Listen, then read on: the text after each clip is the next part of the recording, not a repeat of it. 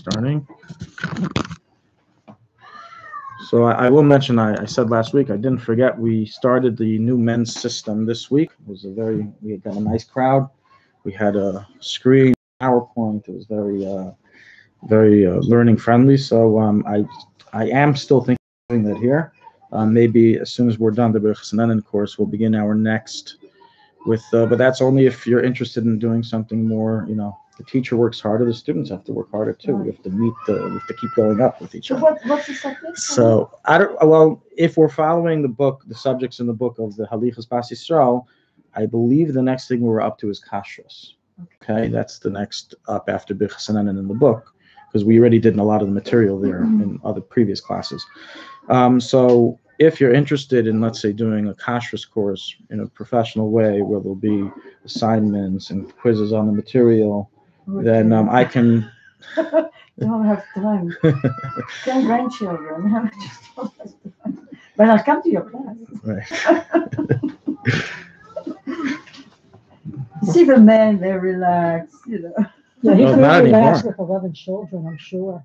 Well, no, his wife isn't relaxed, but I'm sure he's relaxed. Well, if the wife isn't relaxed, the husband isn't either. In any event, so bottom line, it is an option. We'll see what to do with it. Have to see if I have the time, but I'm just throwing it out there. Degree. Well, I give certificates for passing my courses regardless of smicha. It has nothing to do with smicha. It has to do with just like any course a person takes. So how much is And it? we are in the generation of courses. Today, if you tell someone, come to a shiur in Hilchos Shabbos, maybe some 2 or 3 people will be nice and do you a favor and show up to your shiur. You tell them you're going to get a degree, certification, you see what happens. People show up. We're in the Depends on the age. Yes, correct. That's what I said. This Yeah. generation. That's what I said. This Yeah, generation. that is a This generation. certificate. So, but it could be, yeah. But it could be if we do that, we'll get more from this generation to show up. Right. All right, the rest of us can monitor it. Yeah. What's the cost of the course? I don't know. It Very hasn't been created professional, yet. isn't it? It hasn't been created yet. Oh, okay. It hasn't been created yet. I maybe wouldn't do it on the same level as the men's course. I have had girls asked to enter my men's courses and make a separate woman student section, but I've never done it yet. So Is we'll it see. held at So The men's course? yeah. Yeah, we just started something today. It was our first Could a class. woman watch from it? Yeah, from a watch. monitor? We don't have any. YouTube allow making gender segregation. Oh, it's on YouTube. Yeah, it's on YouTube. Oh. They don't give you the option of men only or women only. Yeah, so anyone can watch. Okay. So let's begin. We finished last week the Kavod Tu B'Shat. We did the laws of Kadima B'Brachas. And we're up to the laws of Bracha Achreina. In the Seder birchas hanehnin, this is from Seder chapter 8, I believe. Chapter 8. Perek Ches in Seder birchas hanehnin. So this is where we're holding inside. It's the laws of Bracha Achreina. So first, unlike a Bracha Rishayna, a Bracha Achreina must, in order to be obligated and allowed to say the Bracha Achreina, you have to consume a certain amount. By a Bracha Rishayna, the first blessing, there's no minimum bar of consumption. As long as you taste and swallow any amount of food, you have to say a bracha. And that's why we rule halacha l'maaseh that even by someone who chews gum, you must say a bracha. You have some rabbanim who say, when you chew gum, you've done nothing. You're chewing mastic, you're chewing gum. It's an inedible product. How can you say a bracha on it? That is not the way we rule. And the reason is because you are swallowing the taste. We discussed this in the past. So even though you're saying, well, it's such a little amount, it's so minute, doesn't matter. You're benefiting from the taste. Why are you picking lemon-flavored or mint-flavored gum? If you're so into saying it's nothing, then just get plain bark from a tree and chew it. Why are you buying this? Because I want something that tastes nice. So you just answered the question. So you just said you are interested. So you have to say a bracha. You can't benefit without thanking Hashem. But this is only by a bracha rishayna. A bracha achreina is very different. There are many criteria that must be met. in order for one to be obligated and / allowed to say a bracha achrona. You can't just decide to say bracha achrona if you're not obligated. It's a bracha levatala. We just learned in Aseres Hadibros, Sisa Shem Hashem Elokecha Lashav. The third command that God told us: don't use my name freely. Only when it is obligated, when it is necessary, according to halacha, that's when we can use God's name. Therefore, we're very, very careful. So these are the halachas. So number one, as we said, a person must eat and drink a certain measurement in order to be chayiv in a bracha achrona. Tasting doesn't meet the bar. Number two, by eating, the shiur is a kazayis. Okay? Now, how much is a kazayis? So this is where we get to very controversial and murky waters. Let me first say practically, and then I'll go into a little bit of the background noise into this. Bottom line is as follows. Regarding food, bracha achrona on foods, you should follow the weight of the item that's written on the package. So here we don't have anything I see, but let's say I have a package of crackers, okay? And it says on it 150 grams. There's about 20 crackers inside, it has 150 grams.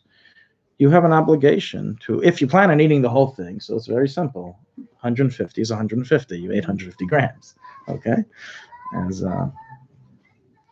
so that's obvious. But let's say I'm only eating 5 crackers, so you have to do a little math, okay? 150 grams. I have 20 crackers. I have to divide 150 by 20. Okay, let's make it simpler. There were 10 crackers and 50 grams. Okay, so it would be everyone is 15. So if I ate 2, I've already reached the kazayis, which is 27 grams.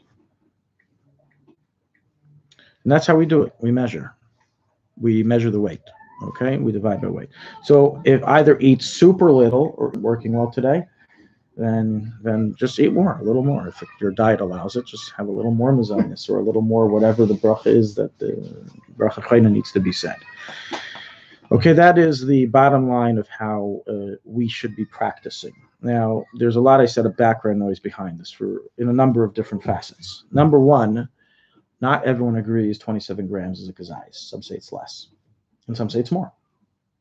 Number two, not everyone agrees you should follow weight. They say you should follow volume. Now, regarding volume, we all agree that technically, volume is the way to measure kazesim. In the Torah's measurements of shiurim, there's no such thing as weight. We always follow volume. So why did I tell you practically follow weight? Do you know how difficult it is to measure the volume of something? It's very hard to require people that are eating to start measuring volumes of things. Now, with water, a glass of water will get to liquid soon. It's easy. But when it's foods, it's very hard. The way to properly measure the volume of the crackers is as follows. I would have to fill up a cup with water to the top and have a measuring table on it of how much volume, how much cc that cup can intake. Then I need to place my cracker inside, and I can wish that cracker goodbye when I'm doing this. I'm not going to be able to eat it anymore. It's too soggy. But just to measure how much volume each cracker is. And then I will know by the amount of water that has been removed from the cup, the volume of my cracker. Meaning I take out the cracker, see how much water did it descend. I minus the amount of water cc there was originally, see how much there is now, minus the two from each other. And that's the volume, the cc of my cracker. And then I will have to times up at however many crackers till I reach 27 cc. This is difficult. It's hard. So because of this, the minhag Yisrael is we just follow weight. So much simpler, so much easier. Because usually within 27 cc of volume, you will contain 27 grams of weight. By water, it's simple because this volume and weight is equal to each other. Okay?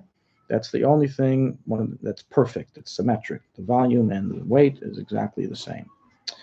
So that's good. But how can they just decide that? You know, it goes.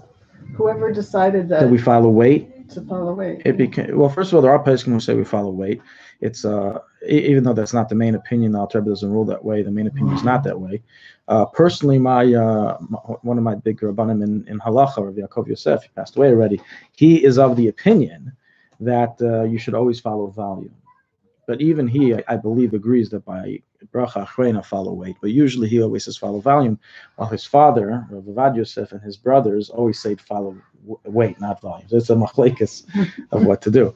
And there's a book that a person that I'm an acquaintance of mine from remote put out on the volumes of every food. He's a big volume fan. He says everything should be followed volumes. And of course, when you have that opinion, he has to put a lot of volumes of his book because he goes through every single food. Yeah. And he has picture size of, and you put the cracker on the picture. Does it fit? It's a I don't want to say the word crazy to as a derogatory, but it's a really interesting book. It goes through like tons of different foods and how to do the volume of it. On Pesach, night of the Seder, some people have charts a volume chart, which you put on the chart, the flat and the maror or flat and the matzah, and this is the amount. So you've seen it? We used to do that. Yeah. Yes. So Pesach, I don't want to get into too many off subjects here because talking about kazayis, it can take us months. So much background information here. But the bottom line is that regarding volume versus weight, the practical minhag is to do weight. If you ever meet someone who does volume, understand he has upon whom to rely. In fact, that's what we originally used to do. That's the original halacha. But we're actually by us doing weight, it's just because for simplicity purposes that it's because people don't know how to do the volume and don't have the time to do the volume time they eat, and it will usually include it. The only time it won't is, let's say, if I have an item that floats on water, an item that floats on water, so then its density is less than water. That's why it is floating. And in such a case, its volume and weight will not be equal to each other. So let's just give an example. Let's say I have matzah that's floating on top of water. So in such a case, I may have a volume of 27 cc within a weight of 15 grams.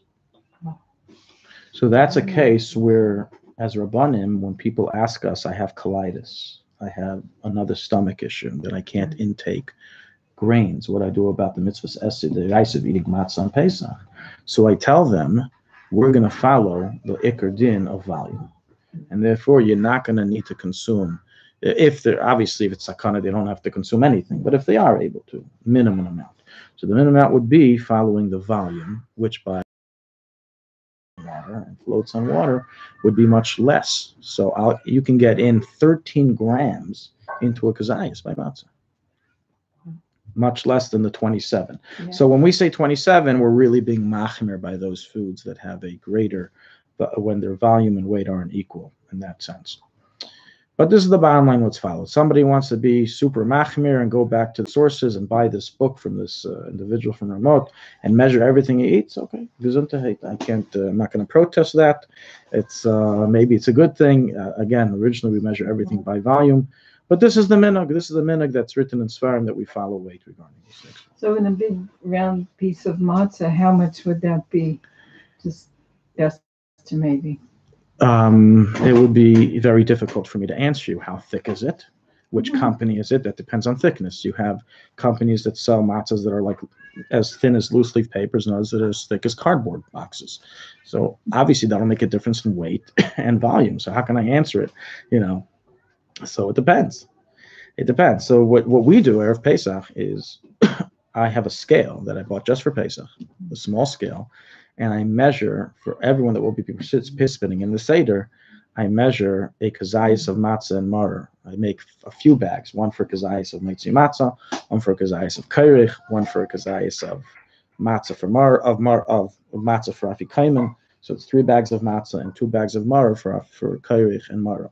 And I measure it. I put it on the scale and I measure 27 grams. So it's all ready for the Seder. Exactly. So when the Seder comes, we don't have to wait a half hour for everybody to get their measurement. We just give it out. Oh, Yeah. good idea. Yeah, it's in my new book. I write that down. Yeah. To do as a practical Erev Pesach preparation. Yeah. On the first night that we have to finish eating the afikaimim by chatzais, it's almost impossible if you have a lot of people. If you're by yourself, it's fine. But if you have a lot of people, There's no way you're going to be able to distribute, because it's not just randomly taking out matzah. Everyone has a bite. You have to give a kazayis. You have to give the proper amount to everybody. Okay, so bottom line, let's get back to our discussion. So this is, again, the minig is in weight, but it's important to know the original law is really volume. Let's now move on. There's another machlekes, as I said before, not just volume versus weight, but how much is a kazayis.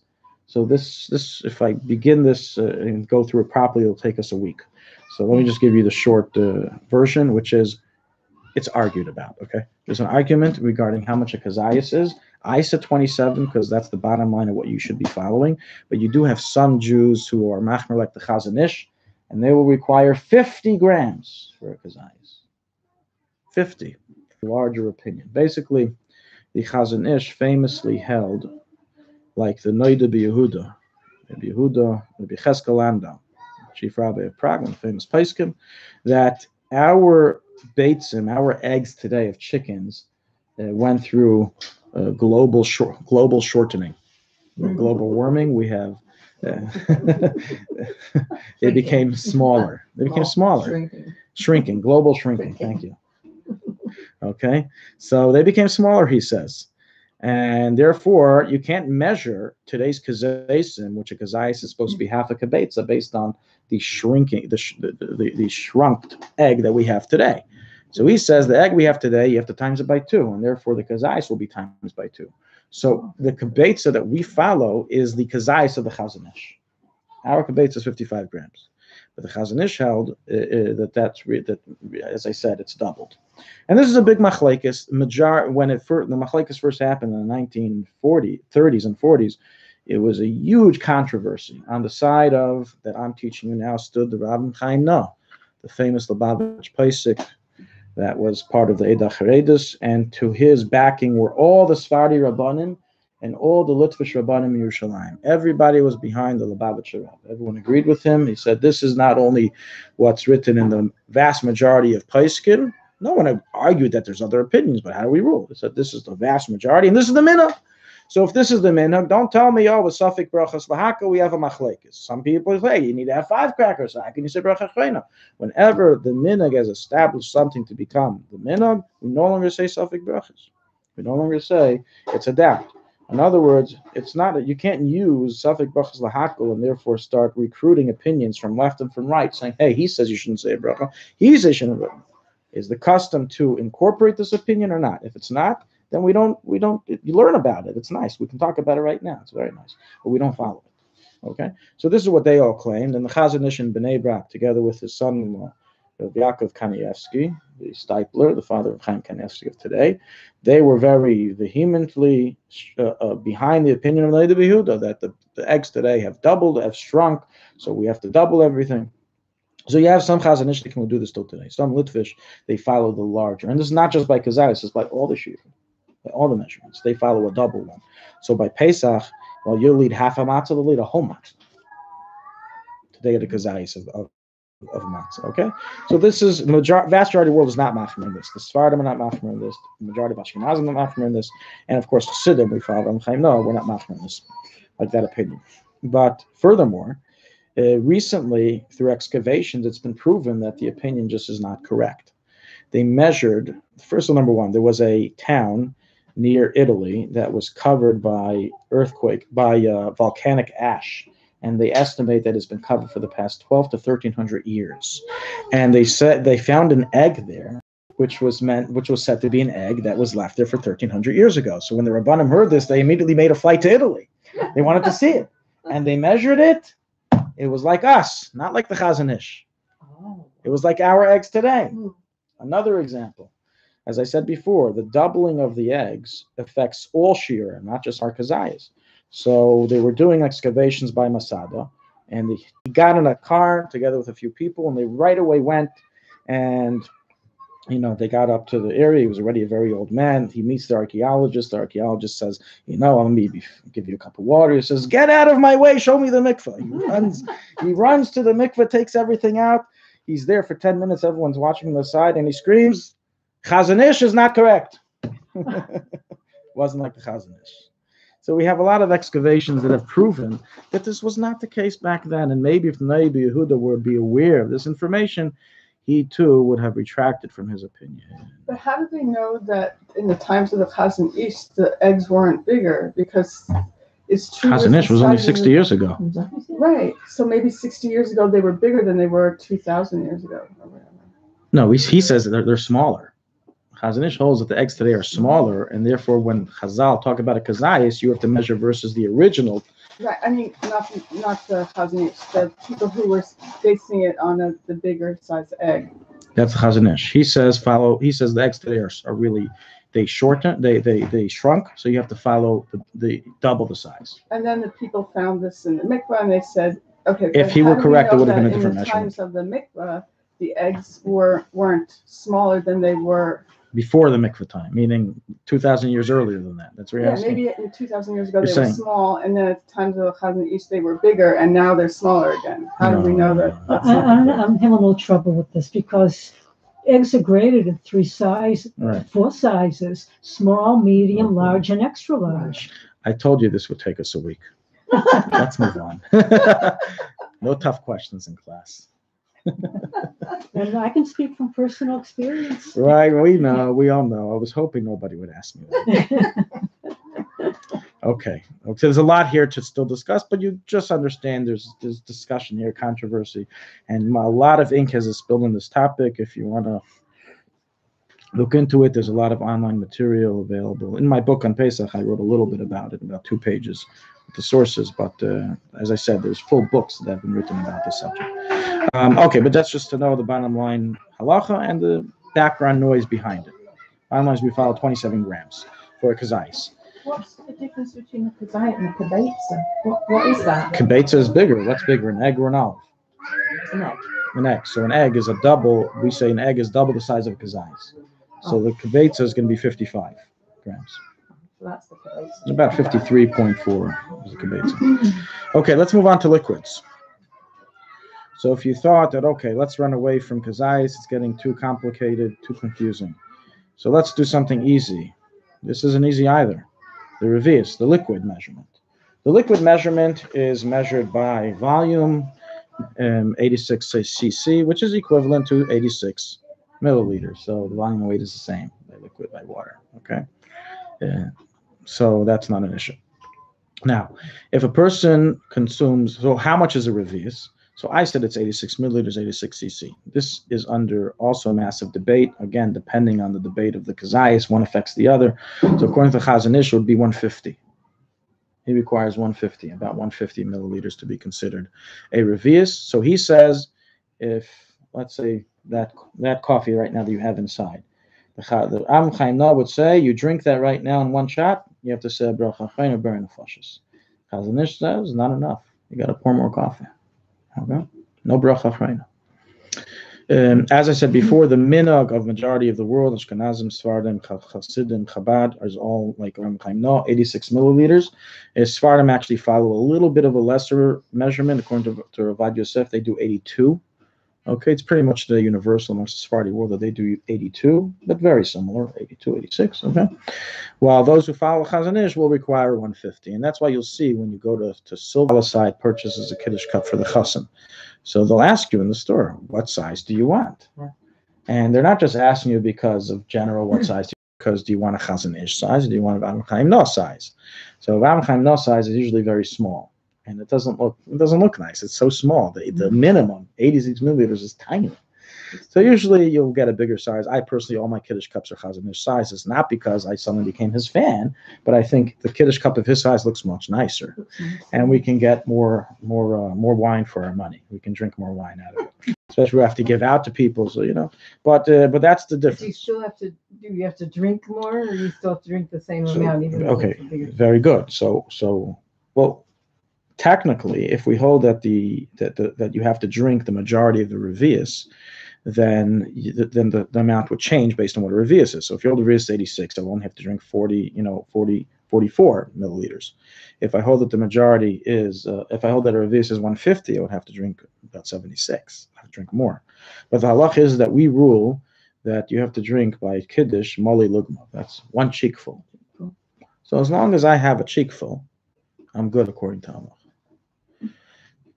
But some poskim say it's not, that it's only good if it's a cheek full, if it's a majority of a revius. But if your cheek full is not majority of a revius, then you have to drink more. So according to that approach, I don't think everyone's cheek full holds chazan ish shiur. So you guys have to get plastic surgery on cheeks, or you have to drink more, according to his opinion.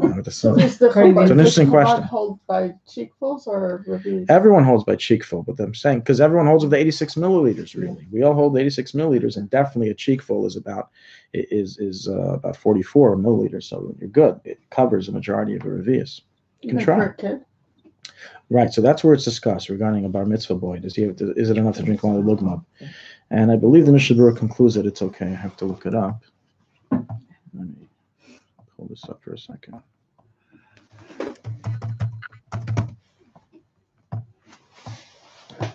But otherwise, an adult cheek will usually hold, 86. So you divide it by 2. It has to be a little over 43. It'll be over 43. But according to those falachasanish, you would drink more. But in general, a lot of people wouldn't. I've never seen someone by Kiddush only drink a cheekful. Never seen it before. People drink, and because it's people actually make a mistake and think that if you didn't drink the majority of the cup or a nice amount, you're not yaitse, which is not true according to halacha. According to halacha, as long as you drank a cheekful, you're yaitse kiddush, and everyone else is yaitse kiddush.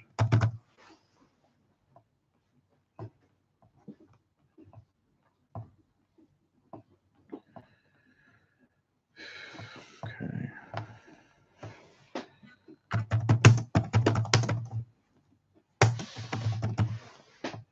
I have an article online about this, how much to drink. It's also in, I believe, Volume 1 of Practical Halacha, if you want more details on that. I just want to answer regarding it's in Volume 1. And by a child, I wrote the following.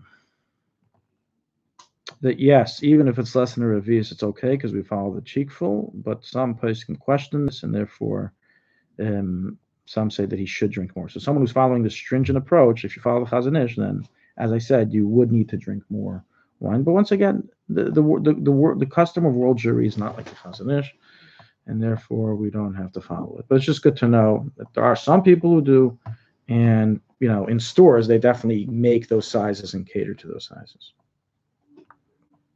So when the little boys make kiddush, they have to have 44 mils, like minimum. Mali mukmah. Cheekful. You have to drink a drink. Cheekful is less than half a revius? Well, that's what I said before. That minadin, even if it's less, it's okay, but some are stringent that it should be more. Okay, so you can give a kid. The Rebbe, when he spoke about the gzeira of not drinking alcohol, he said that you can drink up to the majority of the cup of wine. That's what he said. Now, it could be he was talking about a cup of wine that held exactly a revius of 86 milliliters. In any event. Okay, what about alcohol? Some people say that we all know that alcohol is very potent. It contains alcohol in it. And therefore, perhaps by alcohol, even if you drink a lesser amount, it'll be considered a revius to say bracha achrona. L'maisa, we rule, because what's the whole inyan of revius? Revius, we're saying, and kazayis is the minimum amount that's considered that you ate something. Otherwise, you're just tasting. You're just playing around. You're tasting. You're snacking. You're not eating. This is called eating. It has to be kazayis. This is called drinking. It has to be revius. Otherwise, you haven't done anything. You've just tasted. No bracha achrona. But by alcohol, by l'chaims, who takes a revius of l'chaim? Unless he just got fired from his job, and he had a very bad day at work, and take a revius to forget about everything. But normal people, we don't make l'chaim on a revius. Who makes a l'chaim? So therefore, there's a svara, there's a logic to say, by alcohol it should be less. Maisa, we rule no difference. You need to have a revius in order to be obligated in the bracha achrona. And because many people drink alcohol slowly, if you don't consume the 86 milliliters within a certain amount of time, which I'll already tell you now is 4 minutes, we don't say bracha achrona. That's why you see when the Rebbe told people by Fabrenz to make l'chaim, well, I don't know what the Rebbe's intent was, but halachically, it's necessary in order so you don't enter this area of doubt, maybe you don't say bracha because you didn't drink within as much time. We'll get into that soon regarding the amount of time. Now, the one case that we do agree that there is debate and question, and therefore we have to be careful, is regarding wine. Mm-hmm. And now I just remembered something about the kazayis I had to say, very important. I'll get back to that in a minute. Okay, regarding wine. So some say that the shiur by wine is not a revius, but rather a kazayis. Now, a kazayis is 27 milliliters, 27 grams in weight, which in cc is 27 milliliters, 27. So this is an unarbitrated doubt, and therefore we have to be careful. So you're never supposed to drink. You either drink super little wine or super lot. Don't drink in the middle. Meaning either drink more than 86 milliliters of wine, and then you for sure get in your bracha achrayna of alagafen, or drink for sure less than 27. And actually, you should drink less than 17. I'll explain why. Bottom line, drink less than 17 grams, 17 cc, milliliters. I wish we had a measuring cup so we could see how much that is. Right now? I mean, is that a sip you or see is that a right there? gulp You see or- that right there? Here, Yeah. Oh, good. is that medicine? What is it?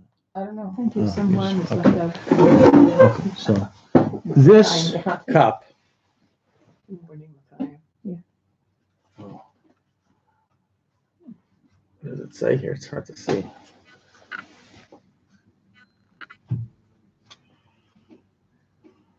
Okay, there's like 50 different numbers here. I don't know what's what. Okay, bottom line is like this. This is, I would say, between 60 to 70 milliliters. If it's full, you're saying. Correct, if it's full. No, not this. Yeah, Okay. the whole thing. Okay? Very close to share of our share that we hold up. Okay? If you ever see the small kiddush cups of Am no, they're just a little bigger than this. They're tiny. Okay? Mhm. So I would say this is between 60 to 70. Now,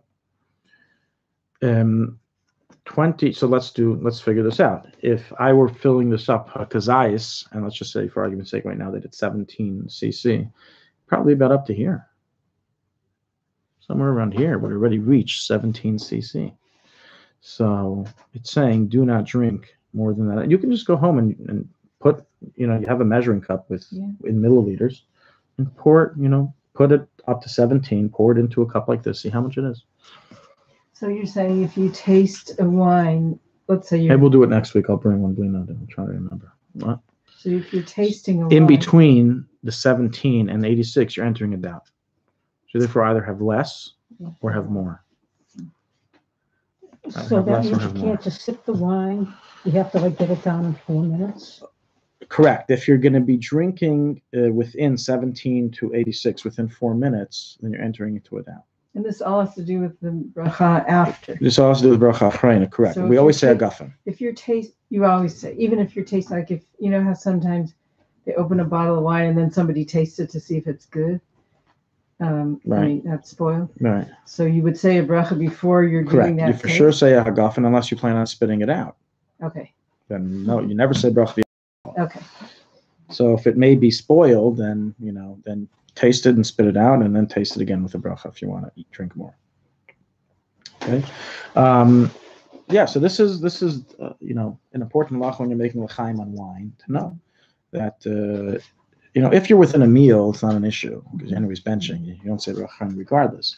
But when it's happening outside of a meal setting, then you have to be careful of the amount. So I will. You're right. We need to have some practical application. Next week I'll bring in a measuring cup, and we'll do this ourselves. Maybe a bottle of wine too. We'll see. Maybe they can give us grape juice. And this would apply by grape juice too, not just wine. Also grape juice. It'd be the same idea. Okay. So why did I say 17 grams? We said until now it's because I says 27. So I forgot to mention a very important piece of information, and that is that even according to Abba Chaim No, everyone agrees that there is an essential debate of how to measure a kazayis in the Rishonim. And some hold that it's not a half of an egg. If you hold half of an egg, that's where we have the debate between the Chazon Ish and Abba Chaim No. How big is an egg? So do we follow the size today? Or do we say back in the day it was much bigger? Okay, so that's understood. But there's some who argue on the premises that it's half an egg. Some say it's a third of an egg. That's the Rambam and others. According to that approach, a kazayis is 17 grams.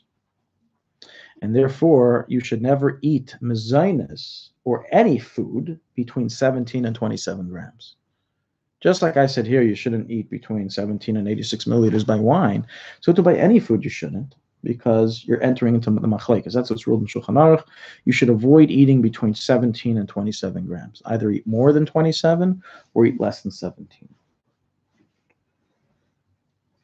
Eating more, you would say that after bracha, and eating less, You would, not. according to everybody. The point is to avoid the doubt.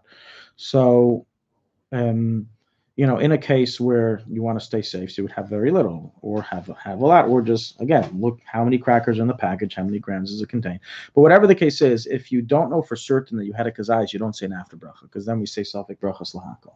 So even if you ended up drinking a kazayis of wine, or ended up over 17 or 27 grams of wine, but not 86, or if you ended up eating 26 grams of mezainis or 26 grams of a fruit, but not more, you're in the buffer zone of doubt, so you can't say bracha.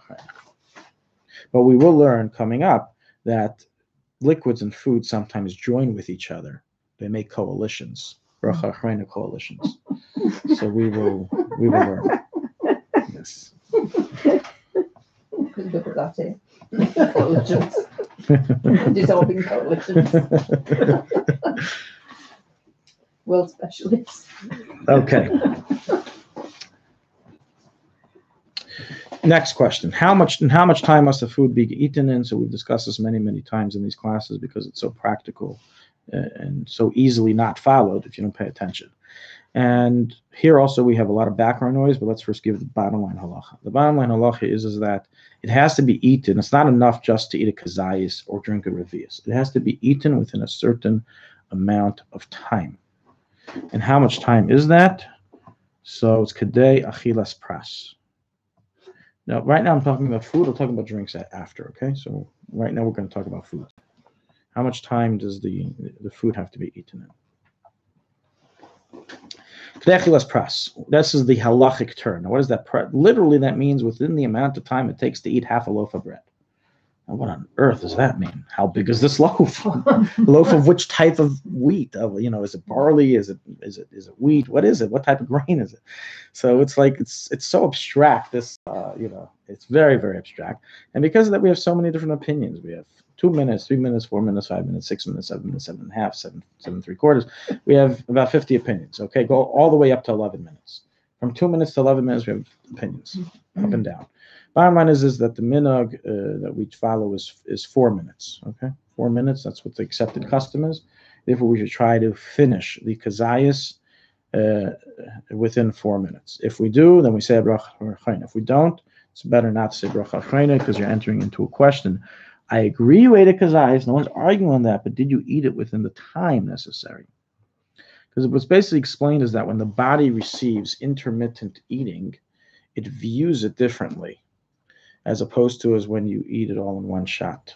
When you eat it within a certain amount of time, the body views it differently. Now, I'm not a dietitian or a doctor, so for more information, check with them.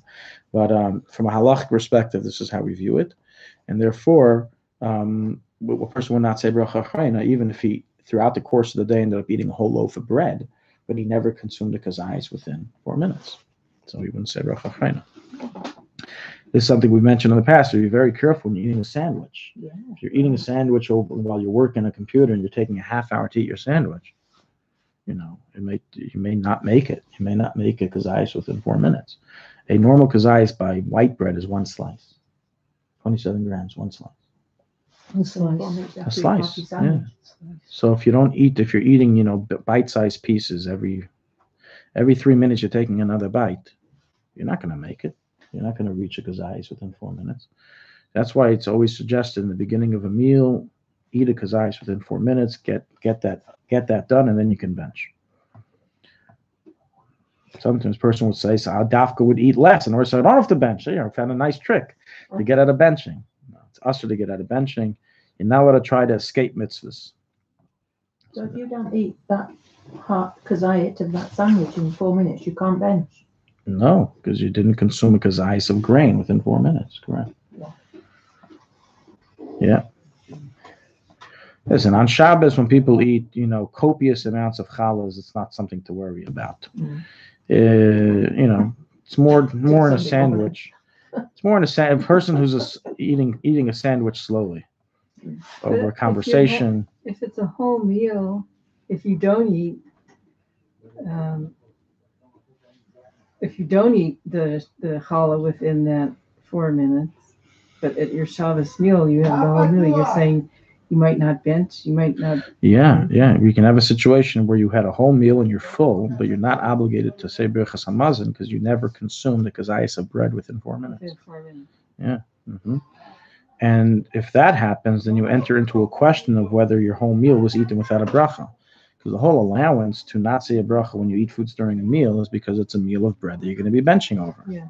But if you're not going to be benching. It makes me think that with all the people introduce all the salatim too early, maybe because. Yeah. Well, usually it's eaten with bread, right? Yeah.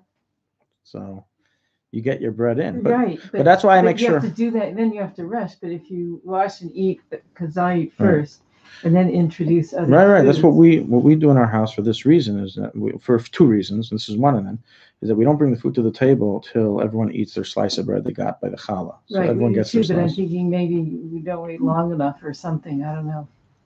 Because to eat it, maybe for some people to eat it kazayit, they do it fast, but other people are. Like with. Right. So by different people, we have different issues. But another reason on Shabbos to avoid bringing the food is in order to emphasize that it's being brought to covered Shabbos. The minhag, the same way we cover the challahs, there used to be a minhag of not bringing any of the food to the table. L'maisa min adin, it's not necessary, but it's just an additional thing you get out of not introducing the food till later. Yeah. Okay, so this is the bottom line. Now, the background noise behind this is that aside for the many different opinions of how much it is in minutes, there's also different opinions of how to measure it, if it's 3 kibetzim, if it's 6. And this is, now you'll understand why on Yom Kippur we say something different. On Yom Kippur, what do we tell everybody? We tell everybody to drink, those who are sick, definitely those who have a lethal illness, or a woman who's going through, who's starting early labor, etc. We tell her to eat in shiur. And what do we say? Have less than a cheekful of water every 9 minutes, or 11, about 9 minutes, we say. Why do we say 9 minutes? I thought we said before Kedei Achilas process 4. It's the same halacha. Thou shalt not drink a revius of liquid within Kedei Achilas pras on Yom Kippur. That's the Isser Karis. So we want to get them to less than Isser Karis. So what did we tell them?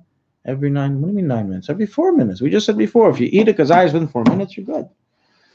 So there's 2 reasons. Number one, by bracha achrona, we have to be machmir within the minimum amount. Meaning, by bracha achrona, if you didn't eat it within the minimum amount of time of 4 minutes, then perhaps you're not allowed to say bracha achrona. So therefore, I have to tell you 4 minutes. But by eating, if you ate it within less, perhaps we'll follow the opinion who says that that's the kedei achilas pras. So I have to raise the amount of minutes to be a machmer. But another reason is because there's a dispute in Rishonim of how to measure the achilas pras. Is it a loaf made of a 3 kibetza, 3 egg size loaves, or is it 5? And because of this, on Yom Kippur we're machmer, and therefore we say 9 minutes. Every 9 minutes you have to eat in shiur. You take a drink not within less than 9 minutes. But on regarding bracha achrona, we would lechatchila do 4 minutes. This is also on Pesach. Pesach also lechatchila do 4 minutes. Okay, you're supposed to eat the matzah within 4 minutes. You're supposed to eat the mar within 4 minutes. The koich within 4 minutes. Now, if you don't manage, we give you a little more, especially by the derabbanans. By koich is derabbanan. Mar today is derabbanan. So then we can go a little upper. We can go to the 5 or 6 minute opinion. But lechatchila we aim for 4 minutes.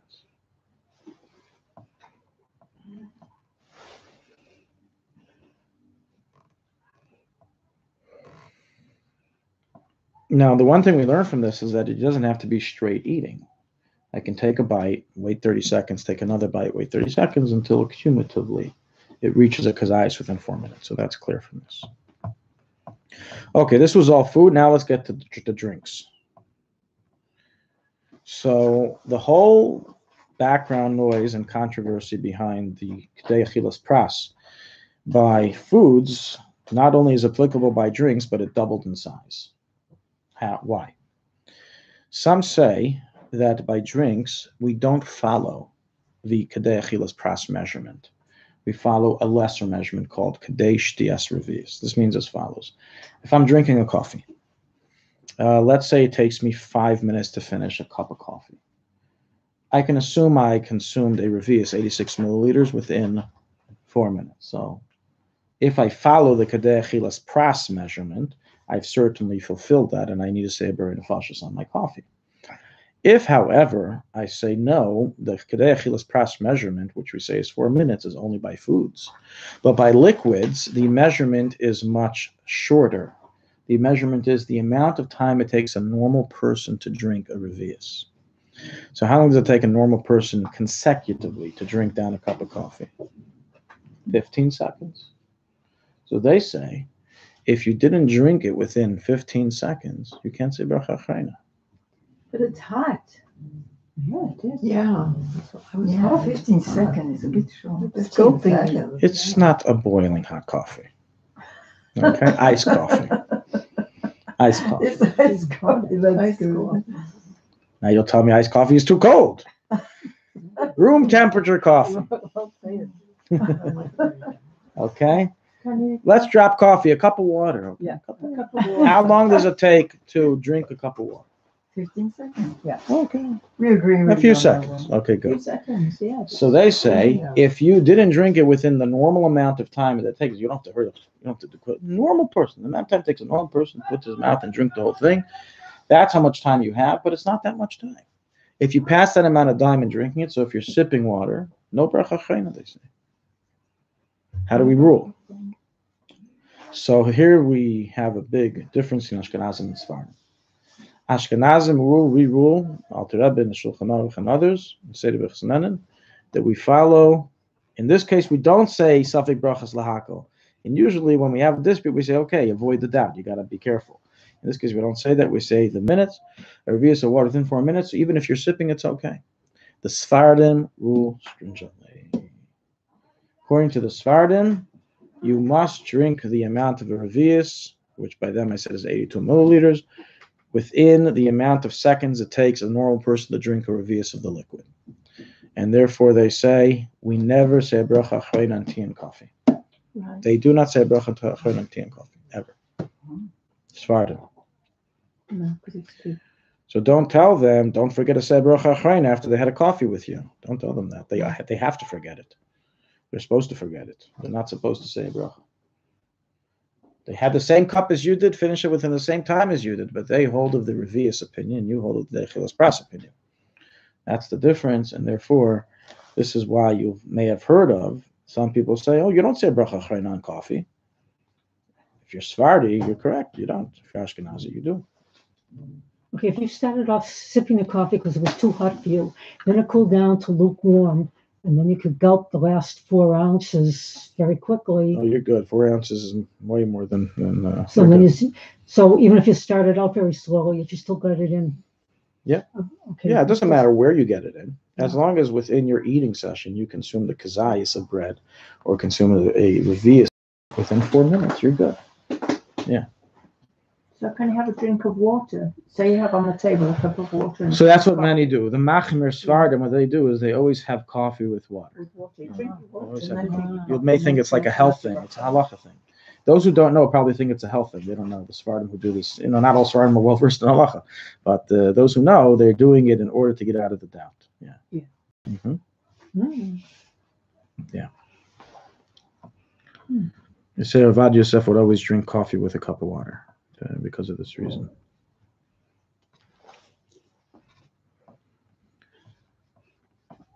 Okay, there's a very, very complex discussion here, and I'm debating how much, if at all, to get into it. At least I'll just mention the subject of mixed grain breads or mixed grain crackers. Mm-hmm. Should we get into it? Yeah. What time is it? Yeah.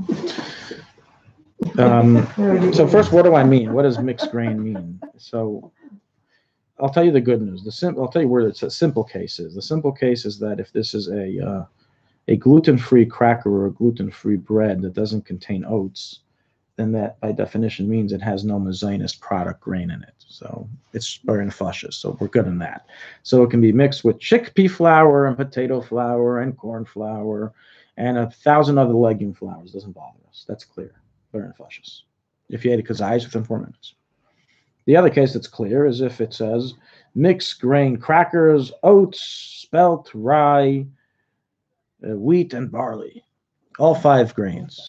All 5 grains that they have in there are mezainis grains. Oh, you eat a kazayis within 4 minutes. You said, that's not where we have our confusion. The confusion comes when they do this hybrid of legume flour together with 5. Have spelt bread, the listed ingredients, also corn flour. Or any of these hybrid breads, okay, that contains mixed grain breads, which is a mix of the 5 grains of mezainis and the legume flours of hadama and birchas.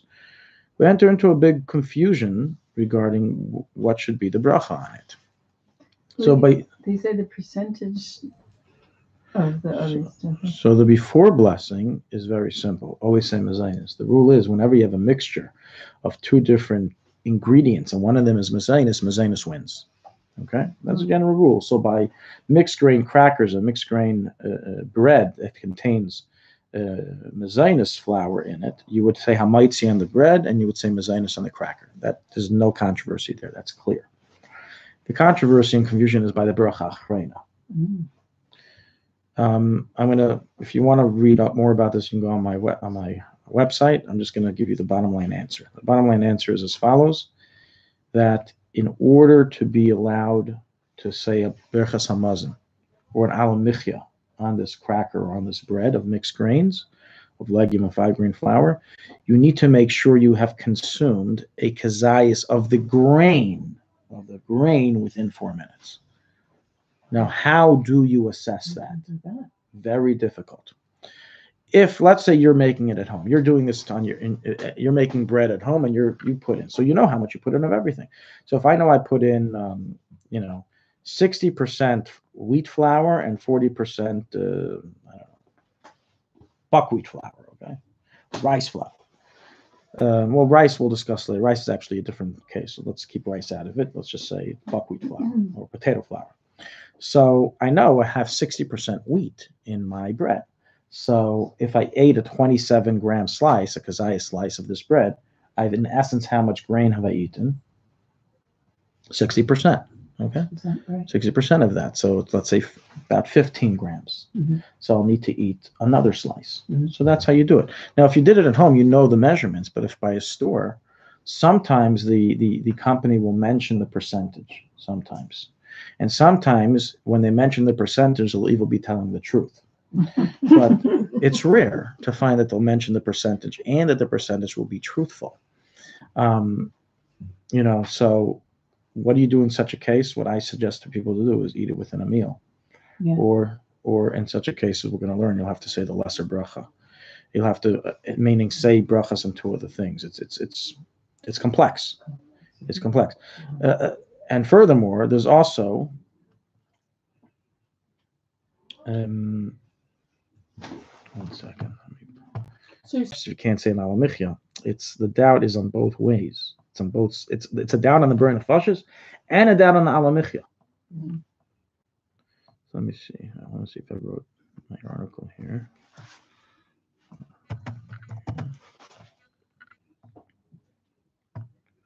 Yeah, so there's a whole article, the blessing over legume bread and crackers.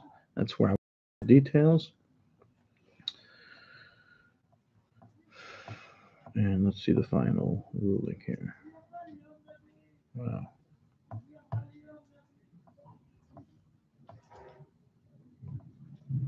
So this is, I'm reading what I wrote as the final ruling. The after contains 16.7% of 5 grain flour. Okay. Then if he ate a kazayis of the bread, but not a kazayis of the 5 grain flour, he is to recite alamichya. Again, this is bread. So you said amaitzi. If you ate 16.7% of the bread, the 16.7% of 5 grain flour in it or more. In such a case, if you ate a kazayis of the bread, you automatically say alamichya. But you won't say birchas hamazon unless you ate a kazayas of the 5-grain flour.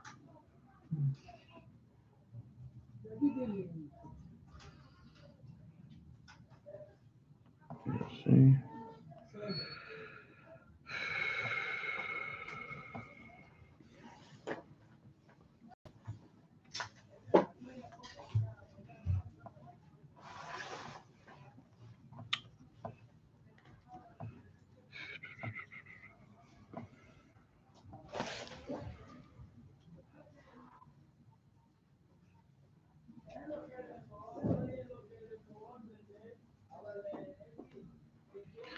Yeah, so as you see, it's confusing. So please, if this comes up, just look it up. It's a whole bunch of different cases here that it applies to. And in any case of doubt, as the Al-Tibba rules, you need to wash in something else. So if you're not, usually anybody who's saying, well, I can't wash in regular bread, I'm anti-gluten, so what are you eating a mixed grain bread for?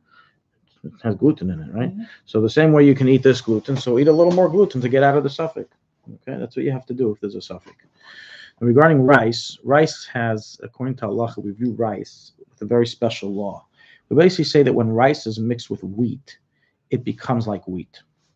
Mm-hmm. The law is like this: bread that is made of rice and wheat flour receives a hanehnin birchas if the entire bread has a wheat taste. If the entire bread has received a wheat taste, then even on a kazayas of the bread, you didn't consume a kazayas of the wheat, but you consumed one kazayas of the bread. It has a special law by rice bread. You say birchas hamazon.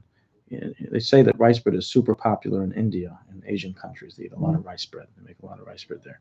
So this is where it'd be a case. If they mixed wheat into it, it has a taste of wheat. It metamorphosizes it into now a hanehnin birchas hamazon wheat product.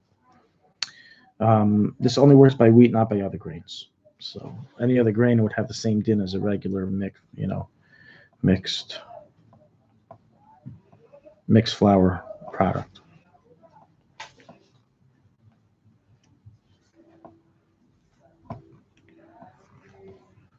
Now, so if somebody asks the question, I've been asked many times, what bracha do I say on a gluten-free product?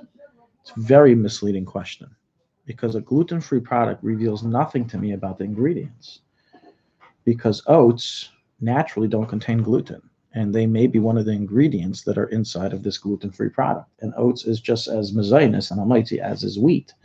So just gluten-free alone doesn't tell me anything of what the bracha should be. I would have to ask and look into, does it contain oats? If it contains oats, then that is exactly the case of a mixed flour product that we have, and we'll have to go through this. How much do you consume? How much flour is there in it? And if you're in doubt, just got to eat with it a meal of something else. Now, a person who really can't have health reasons, he cannot consume anything with gluten. So the suggestion to him stuff. I made such a bread for my grandson, and he liked it. Oh, good. Okay. I like oats. Oats are very good. It was tasty. They say that oats is the healthiest of the 5 grains. That's what they say. Yeah, clears the arteries. It hires the good cholesterol of the body. They say oats is very good. I make oat challah every week. Oh, pure oats? I buy regular oats and I grind them in my little coffee grinder.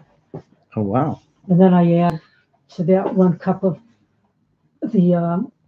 I make my own flour. It's 1 kilo of quinoa, 1 kilo of red lentils, so 1 quinoa mixed. of kasemet, and 1 kilo of potato starch. And that's my flour for baking. And so it's mixed. This is it. This is what we're learning. Yeah, that's what you want to learn. 1 cup of that in with the bread to make it a little lighter. So what's the ratio? Oh, it's like 8 or 9 cups of the oats to 1 cup of that. Oh, so you're good. Not a problem. Yeah, you don't have to worry. Okay. Probably tastes way better. Tastes very good. Okay, so any questions on that? No. Okay. Let's move on to another question. One question. Is there a difference with something sprouted? How did you know that was the next thing on my right? Blessing on sprouted grain bread. Showing off prophecy, huh? Ruach HaKodesh. Okay. So this is a tricky case. Sprouted grain bread. So let's first describe what it is. People take kernels of wheat or whatever, barley, whatever it is, really, any kernel you can do it with. You wet it and you allow it to grow sprouts. They then take, it's usually done with wheat. So you take the wheat, you have the sprouts grow, which is like a grass, and you then take the whole thing and you grind it into a flour, right? Did I skip anything? I've never done this personally. Okay. So the question is, what's the status of this product? And the real question here is that, do we say that the grass is the flour and grass is not mezainis? Or do we say that since it's growing from a wheat kernel, therefore it would receive the same status as a wheat kernel? So this is practically today a machlekes amongst hashkachas and rabbanim. So some people will say hadama on this bread. Others will say hamaitzi. From my understanding, I watched a few videos of it being done. So this is based on my understanding of what I saw, is that the grains are not completely eroded, and they are also entered into the grinding machine. So it does contain some amount of grain, of actual grain inside of it. And so therefore, the before bracha would be hamaitzi, because by the before bracha, we don't care about the ratio. So it would definitely be hamaitzi. Regarding bracha achrayna, this would be questionable. This is different people rule different ways regarding sprouted breads. Do they sell? They sell it in stores here? They do, and this is why I asked the question, because years ago, Trader Joe's, and they had a sprouted bread, and I had the question. It's called Ezekiel bread, right? Yeah. That's Ezekiel one of them, but bread. now they have many breads now. So Okay. but years ago, you're right, that was the main one. And the Rebbitzin, Chabad Rebbitzin happened to be there the same time I was there. So I asked her the question, and at the time, and this again probably 25 years ago, 20 years ago, said you don't say hamotzi on it. You see, this is Rita Sadevis. So the regular woman who back then, even the rabbis today don't know. I don't know. Sure, she asked somebody, but and also It's a very loaded question from a halachic Yeah. perspective. It's not a question I can answer 1 foot. Yeah. You have to measure what is the main thing here, how much. Again, from what I saw, it would for sure be hamaitzi, because there is some of the grain left. There's absolutely no grain entered into the bread.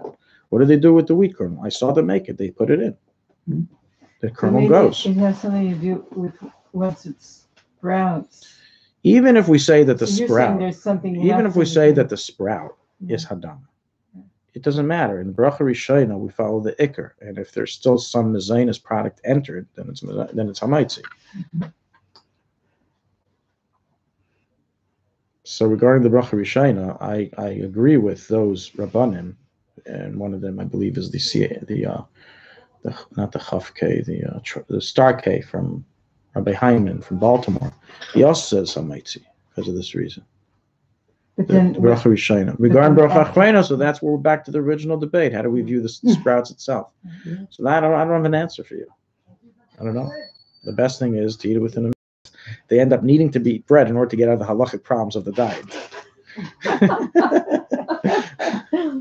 So it's So wheatgrass juice, which is, you let the kernel grow up into grass this Right. time, and then you put it through a grinder. That would be a well, shahakol. that's a liquid. So it should be a shahakol. Yeah, shahakol and burning fashas, absolutely. Also, protein shakes, which have wheat, are shahakol as well, because they're liquids. Yeah. I had a grinder from 40 years ago in Madison, Wisconsin. Okay, now we're going to begin discussing what I said earlier, that sometimes foods join and make a coalition for the after bracha. So let's begin where everyone agrees, and then I'll tell you where there's a debate and what we do. Everyone agrees that liquids and foods, solids, don't make a coalition.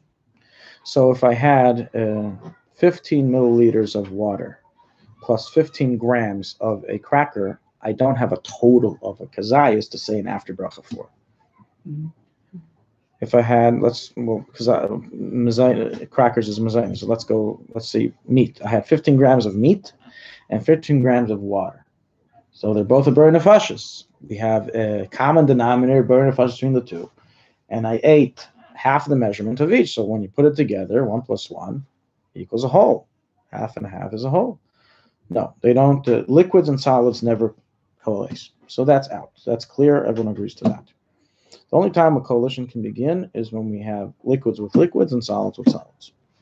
So let's say let's start easy. Let's say I drank 15 milliliters of water and 15 milliliters of apple juice, pure apple juice.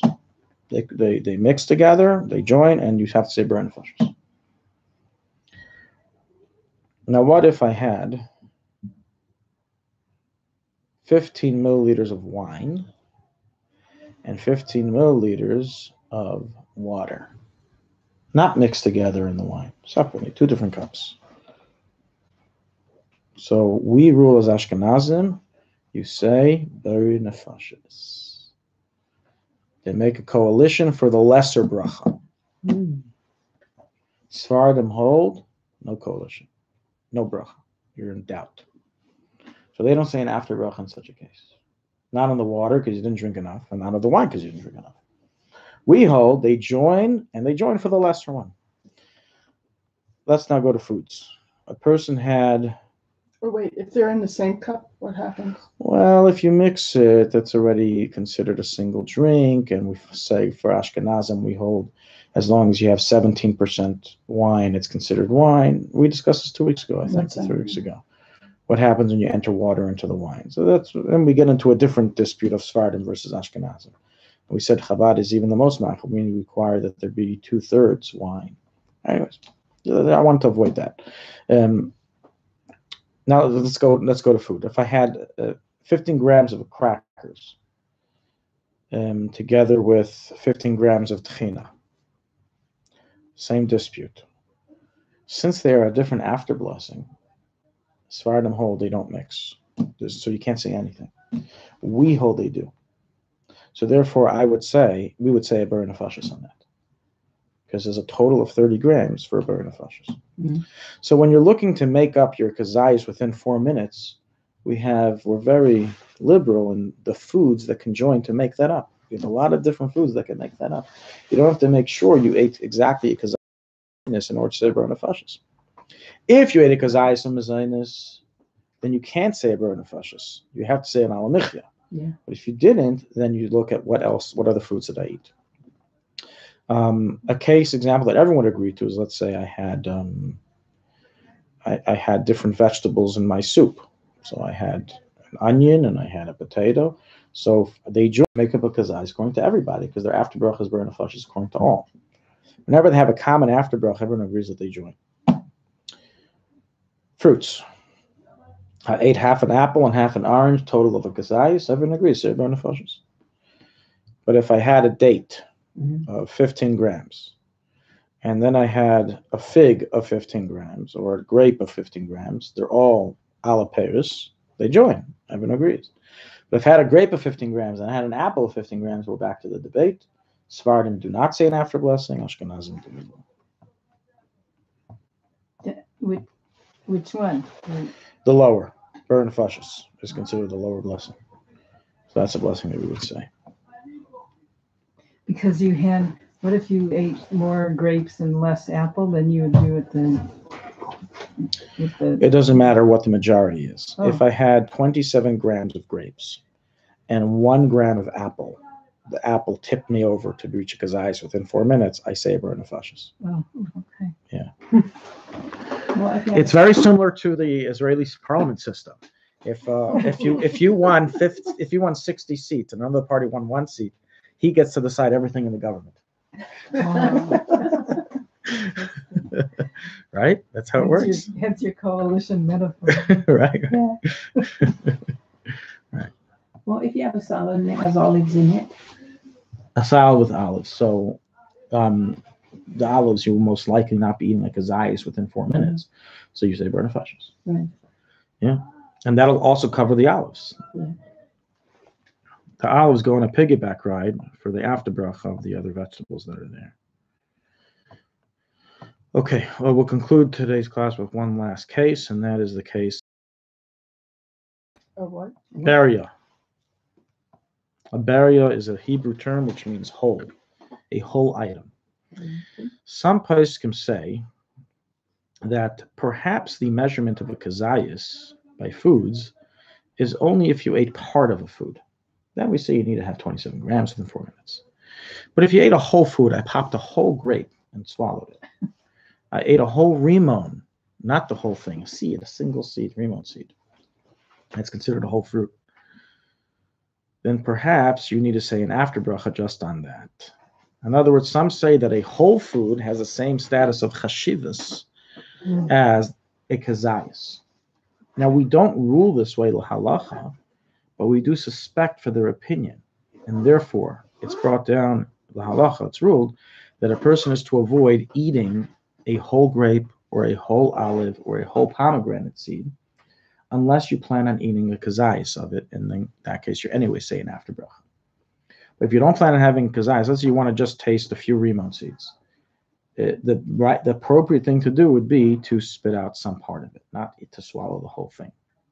So to buy an olive, leave a little bit of the meat on the pit. Mm-hmm. You don't got to clear the meat from the pit, the fruit from the pit 100%. Buy a grape, only eat some of it. What I do by grapes is that I don't always eat a kazayas of grapes. You eat a grape here, a grape there. You're not going to sit down every time to eat grapes to have a whole kazayas. Eat 20 grapes. So my kids, I give them to my kids. I take a bite, I give them the rest. And therefore avoid eating a whole bariah. That's how you avoid eating a bariah. And there's no baltashkas. They love it. They get it. But we don't hold the baltashkas here when it's to avoid a halachic issue. But if a person did eat a bariah, we rule safek brachas lahakol. They do not say an after blessing. Pitted olives are not considered whole because they're pitted. They're missing the pit and they're missing part of the top. So that's not a question of the bariah. Only if you eat kazayas, it's an issue. Also, the fruit is only a bariah if it retains its whole shape. Let's say a whole potato that was mashed is not a bariah, even though you ate the whole potato. Okay, so it has to retain its whole shape. In dried fruits, many of them don't retain their bariah status because they have their pits removed, such as apricots. No good. Let's see what other, apple pieces, just slices. So there's in many foods that they're already processed, they had something removed from them, they lose their bariah status. So this is only in a case that the bariah status has been retained, they haven't been touched, they are whole, that we avoid eating a whole one unless we're eating kazayas amount. Okay, this is it for today. I want to invite everybody. We're having a bar mitzvah here. We're open for the public, for everyone to come say l'chaim mazel tov starting at 9 o'clock. We weren't able to give personal invitations to everybody. We apologize, but at 9 o'clock is when we're open to the public, and we're having l'chaim dancing over here. Right here, it's going to be. Tonight? No, Thursday night. Thursday night. Yes. 9 o'clock Thursday night? 9 o'clock Thursday night. 9 o'clock. Mazel tov. Thank you. Mazel tov. Yeah, mazel tov. Okay. Like that said. Yeah.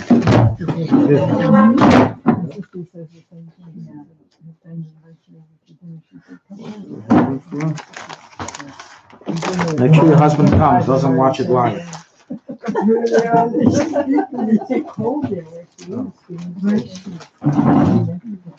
So I have a question. Mrs. Lewis. This is you. Also your husband. We didn't make that. I'm sorry. But we're welcome to see you 9 o'clock. We're having open for the rest of the public. Come and join us. You guys just got back now, right? It's raining again. From San Diego? Yeah. So I'm so glad to be home, even though it was cold here. You've got a new hairstyle.